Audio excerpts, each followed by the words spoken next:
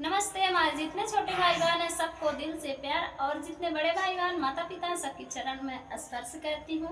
खाले ऊंचे बैगन बोआए छोटी ननदी, खाले ऊंचे बैगन बोआए छोटी ननदी। सास मोरे बोआए ससुर जी बोआए, सास मोरे बोआए ससुर जी बोआए। हम अपने पिया से बोई छोटी ननदी, खाले ऊंचे बैगन बोई द छोटी ननदी, खाले ऊंचे बैगन बोई द छोटी ननदी।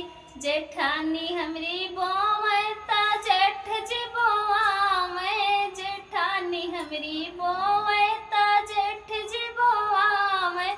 हम हूँ अपने पिया से बोई छोटी ननदी, हम हूँ अपने पिया से बोई छोटी ननदी।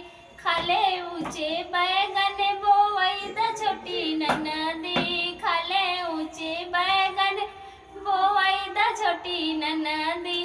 देवरानी मोरी बोए देवर जी बोए, देवरानी मोरी बोए देवर जी बोआवे।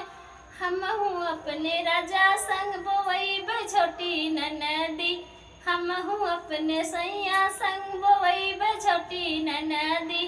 खाले ऊंचे बैगन बोआई द छोटी ननदी, खाले ऊंचे बैगन बोआई द छोटी ननदी।